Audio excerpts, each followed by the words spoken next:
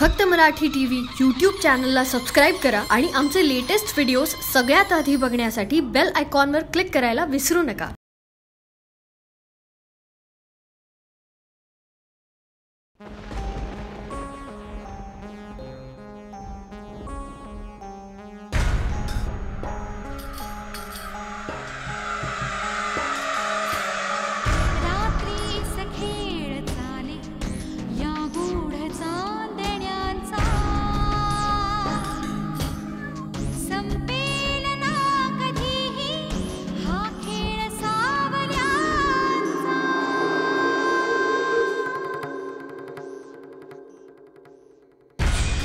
चंद्रना स्वयंभूरवी तेजवाहतो हा ग्रहणात सावल्यांचा अभिशाप भोगतो हा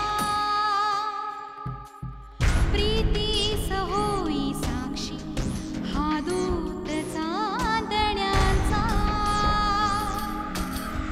संपेल ना कधीही हा खेळ सावल्यांचा।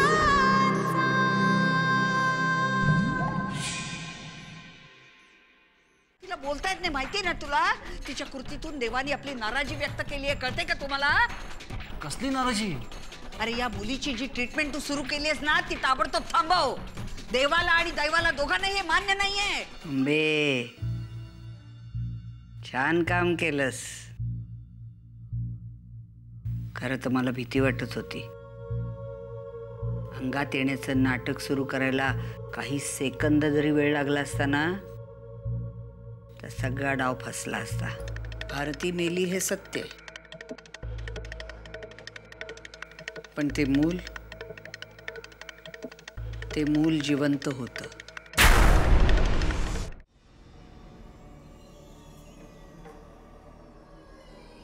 म्हणजे तुम्ही दोघांनी माझी फसवणूक केलीत? नाही शैला, तू महेशला दोष देऊ नकोस। त्याला ह्यातलं काहीही माहितीही नव्हतं। हे बघ, भारतीच्या जाण्यानंतर तिची मुलगी जिवंत होती ही गोष्ट मी स्वतः महेशपासून लपवून ठेवली। याचं कारण एवढंच होतं की जर त्याला कळलं असतं की मुलगी जिवंत आहे तर तो पुढे कदाचित लग्नाला तयार झाला नसता कधीच। त्याच्या भावी आयुष्यातला एकाकीपणा टाळण्यासाठीच ही गोष्ट मी त्याच्यापासून लपवून ठेवली होती। मी जे केलं ना ते महेशच्या आणि तुझ्या सुखासाठी। होय शैला, तू जेव्हा या घरात लग्न करून आलीस तेव्हा तुझ्या डोळ्यातली स्वप्न आणि नजरेतला आनंद मला दिसत होता। तुमच्या दोघांचा संसार बहरला। श्री आणि जान्हवीच्या लग्नानंतर तर तू एखाद्या तृप्त गृहिणीसारखी या घरात वावरत होतीस। मला खूप बरं वाटत होतं तुला बघून।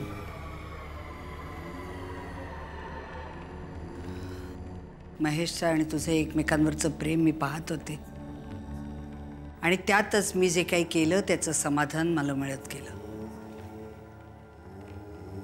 आणि ती मुलगी, भारतीची मुलगी,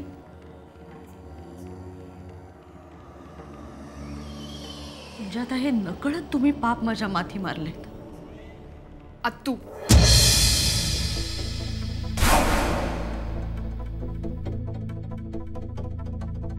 तू का त्या बिचाऱ्या मुलीच्या ट्रीटमेंट मध्ये अडथळे आणतेस? काय करणार बेटा, तिनं इथं राहून उपचार घ्यावेत हे देवालाच मान्य नाही आणि देवाच्या इच्छेविरुद्ध जाण्याचा प्रयत्न आपण क्षुद्रांनी करू नये। आणि देवाची इच्छा तुला कोणी सांगितली?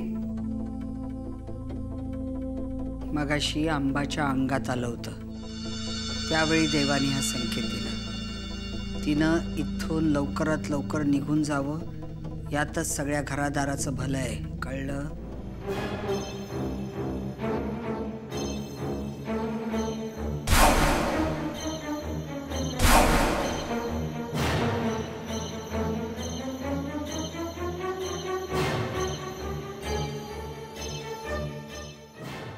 अत्तू, तू कितीही प्रयत्न केलेस ना तरी मी आणि डॅड तिला पूर्ण बरं केल्याशिवाय इकडनं जाऊ देणार नाही.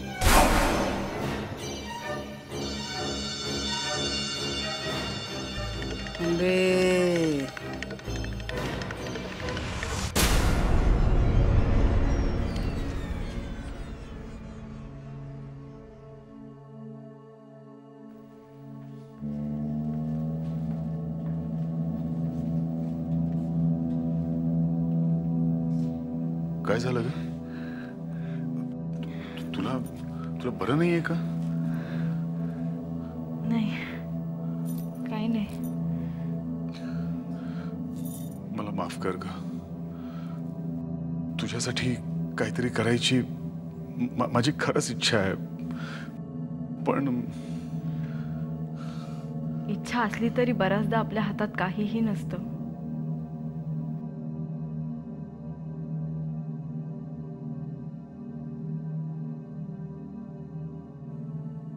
तुम्ही वाईट वाटून घेऊ नका. माझ्या नशिबात असेल ते घडणारच.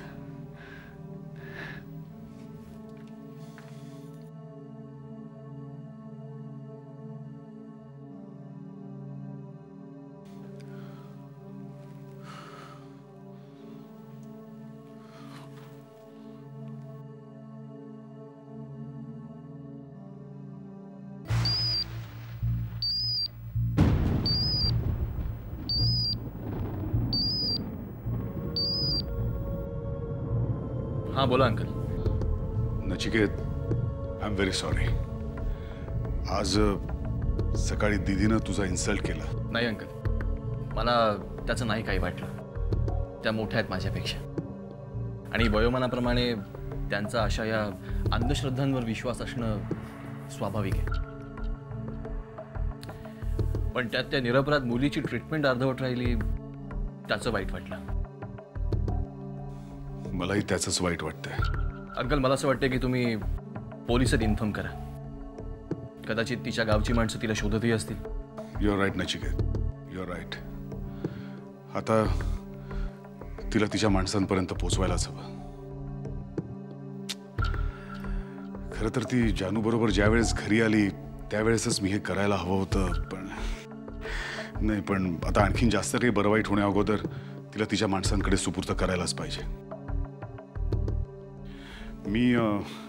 मी असं करतो नचिकेत, मी उद्या सकाळी पोलीस कमिशनरांशी बोलतो आणि तिचे फोटोही काढून घेतो.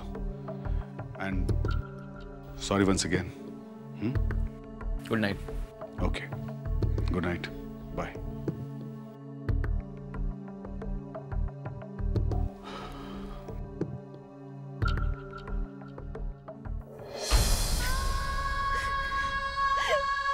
तिचे आई बाबा असतील ना, मग ते तिचा शोध नसतील घेत. मला त्यांचा खूप राग येतोय. हा, आपण समजू शकतो की हिची मेमरी गेली, पण त्यांच्या तरी लक्षात पाहिजे ना की आपल्याला एक मुलगी आहे. नाही, कुठलेही आई वडील असे बेजबाबदार होऊच शकत नाहीत. माझे पेरेंट्स त्याला अपवाद कसे असतील?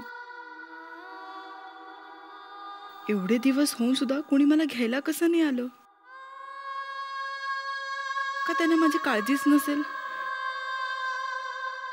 कोण असतील माझे आई वडील? कसे असतील? मला काहीच कसं नाही आठवत.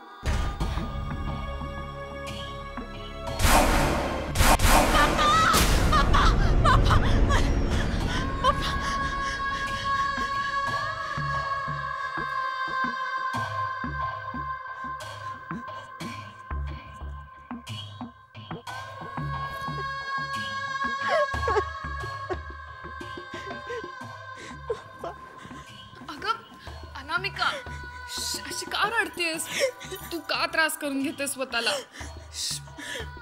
पण माझ्याच स्वतःला सगळं का? मला माझ्या आई वडिलांपासून दूर करून नशिबाने काय हा खेळ मांडलाय? मला कधीच काही आठवणार नाही का ग? हे बा, असं नाही बोलायचं. तू थोडेच दिवसात तुझ्या माणसांमध्ये असशील. आता शांत हो बघू. बास बास.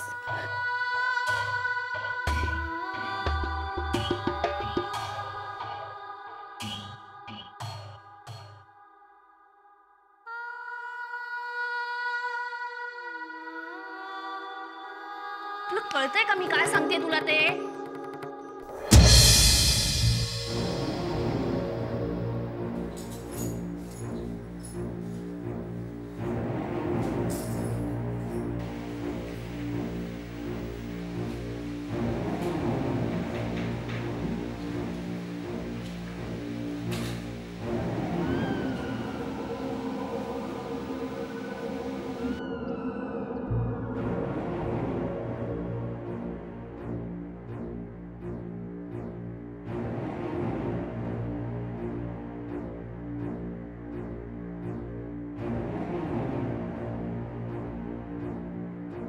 कसला विचार करताय?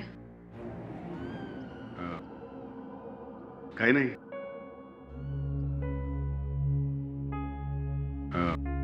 तुझं डोकं दुखायचं थांबलं का आता? ठीक आहे. मी जरा फोटो बघू. फोटो?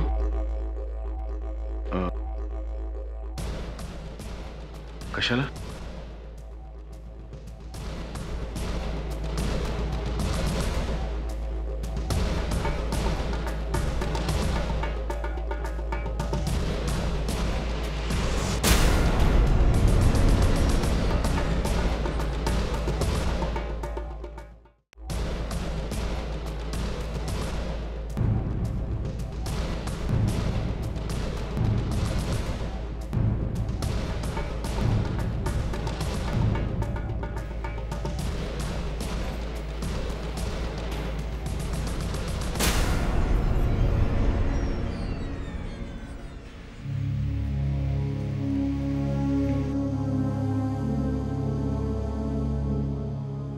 जेव्हा जेव्हा मी उदास होते ना तेव्हा तेव्हा हा अल्बम बघते. याच्यामध्ये आपल्या लग्नाच्या आठवणी आहेत. खरंच हे बघत असताना याच्यात रमलं ना की सगळं दुःख विसरायला होतं. लग्नाच्या आठवणी, मुलांचं बालपण, खरंच सगळं दुःख विसरायला होतं.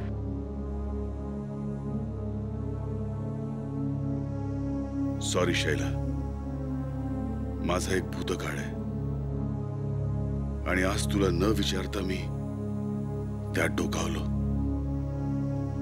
मी भारतीला नाही विसरू शकत ग, मला माफ कर.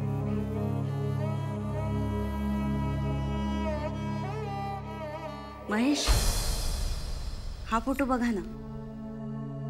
हा फोटो काढला तेव्हाची गंमत आठवते तुम्हाला? कुठला ग?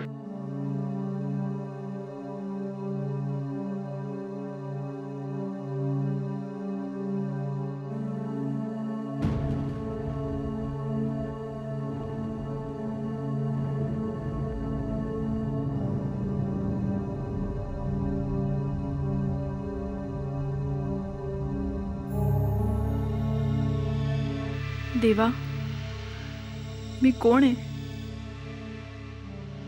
माझे आई वडील कुठे आहेत? गेल्या काही दिवसांपासून इतका प्राणांतिक दुःखाचा सामना करावा लागलाय. आता हा ताण नाही सहन होत. माझ्या आई वडिलांना माझी काळजी वाटत असेल आणि त्यांच्याबद्दल कोणी उलटसुलट बोललेलं मला नाही सहन होणार. माझ्या आई वडिलांना माझी काळजी खरंच लागून राहिली असेल का? ते सुखरूप असतील ना देवा? मला त्यांच्यापर्यंत पोहोचव. मी आयुष्यभर तुझी ऋणी राहीन.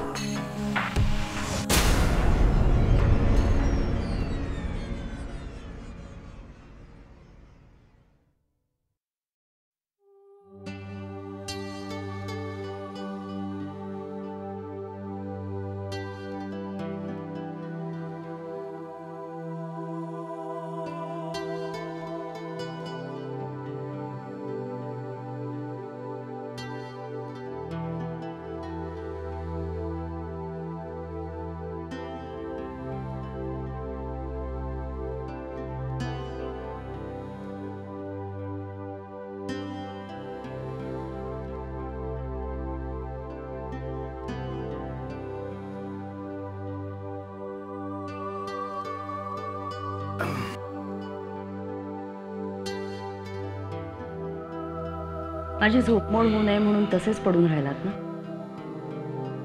तुम्ही फ्रेश व्हा, मी चहा घेऊन येते. बरं.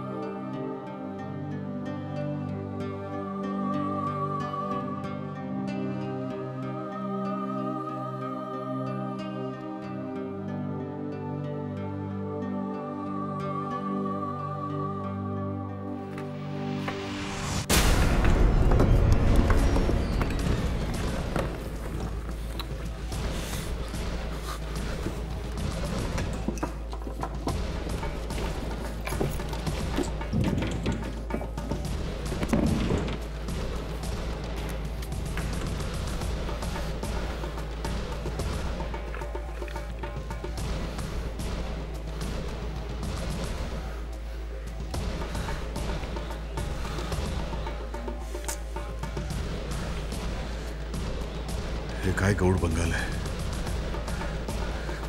फोटो परत गायब कुठे झाला?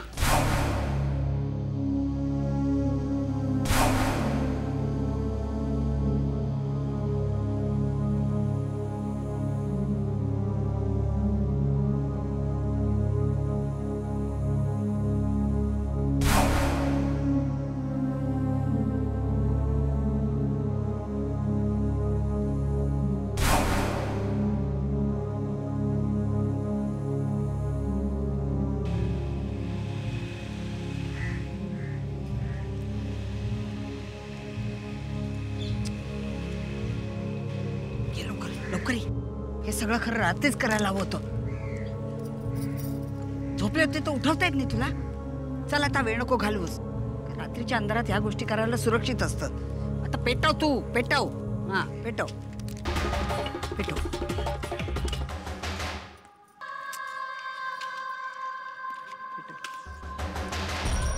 अगं नीट पेटव ना जरा. अशी पेटवतात का? बाई बाई बघ.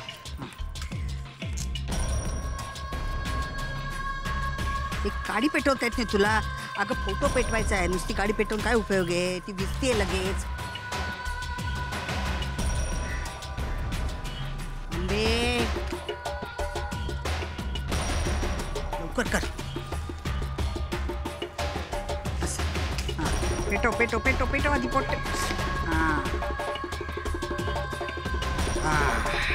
पेटला पेटला पेटला पेटला.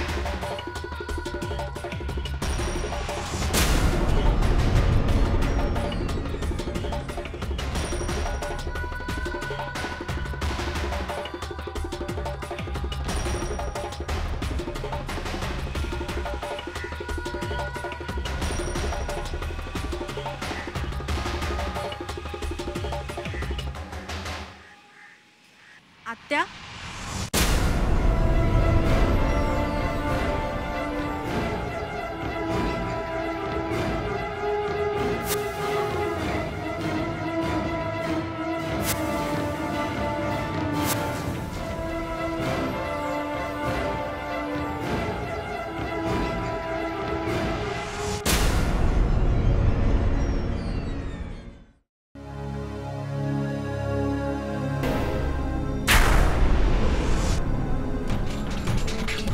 फोटो आलाय श्रद्धांजलीची.